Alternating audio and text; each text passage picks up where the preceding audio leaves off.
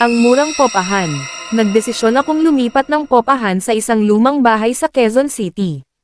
Mahilig akong magtipid, kaya nang makita kong 2,000 piso lang ang buwanang rente at libre pa ang tubig, hindi na ako nagdalawang isip.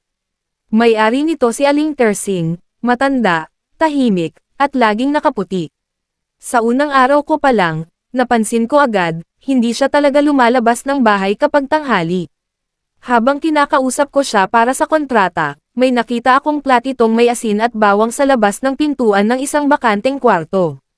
Tinanong ko siya, Aling Tersing, para saan po to? Ngumiti lang siya at sabing, pangtaboy sa lamok. Pero hindi ako naniniwala. Gabi na, naririnig ko siyang parang may kinakausap, mag-isa. Kinabukasan, nilapitan ko si Aling Tersing habang nagwawalis siya sa harap ng bahay. Naglakas loob akong itanong, Aling Tersing, totoo po ba na hindi kayo kumakain ng bawang? Bigla siyang natigilan. Lumingon sa akin na parang may takot. Anak, hindi lahat ng tanong ay kailangang sagutin. At saka siya pumasok sa bahay, naiwan akong nagtataka. Kinagabihan, nagluto ako ng sinigang na may maraming bawang. Nang umalinggaso ang amoy, bigla kong narinig ang pagsigaw mula sa kabilang kwarto. Tabi, nakita kong bukas ang pinto ni Aling Tersing. Nakatayo siya sa dilim, at ang mata niya, parang pula. Kinabukasan, may kakatok sa gate, isang matandang lalaking may dalang bote ng langis at bawang. Hinahanap daw si Aling Tersing. Pero tinanggihan siya ng landlady ko at sinabihang huwag nang bumalik. Nangungulit na naman ang matandang yun, ani Aling Tersing.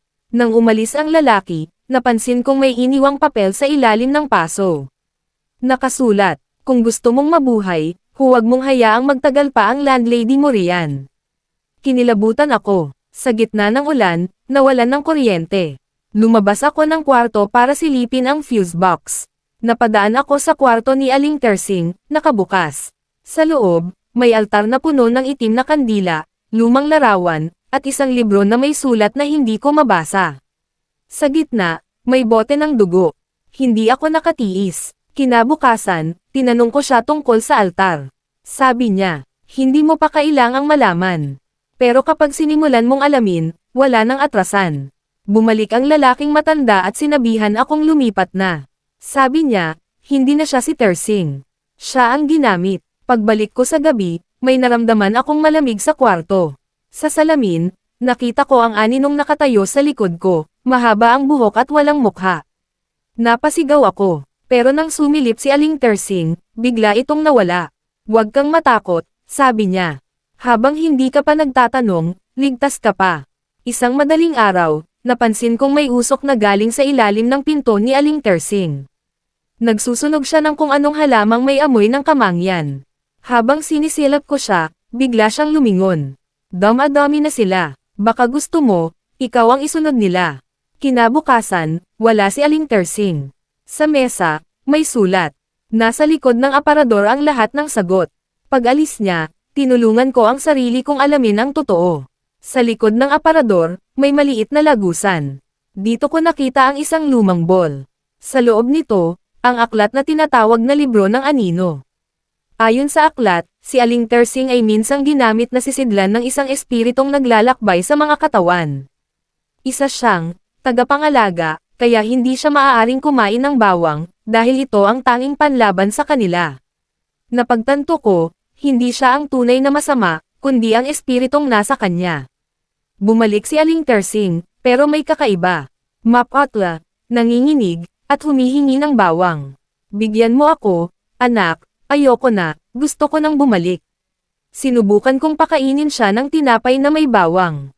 Nagsisigaw siya, bumula ang kanyang bibig, at sa harapan ko, lumabas mula sa katawan niya ang itim na usok, napaiyak siya habang nakaupo sa sahig. Salamat, inalagaan ko siya habang unti-unting bumabalik ang lakas niya, naging tahimik na ang bahay, wala nang aninong sumusunod, wala nang malamig na hangin, isang gabi, iniwan niya ako ng sulat, salamat sa paglaya, salamat sa pag-unawa, wala na si Aling Tersing, sa puso ko, alam kong tinubos niya ang sarili mula sa kadilimang matagal na niyang pinasan, maraming salamat po sa inyong pagtangkilik sa kwentong ito, sa mga patuloy na sumusubaybay, nanunood, at nagsusuport, kayo po ang dahilan kung bakit kami inspired gumawa ng mga misteryosong kwento. Patuloy po kayong mag-like, follow, at share para mas marami pa tayong mapasaya at mapasindek. Hanggang sa susunod nating kwento, ingat kayo lagi. At huwag kalimutang, huwag basta-basta magtiwala sa murang popahan.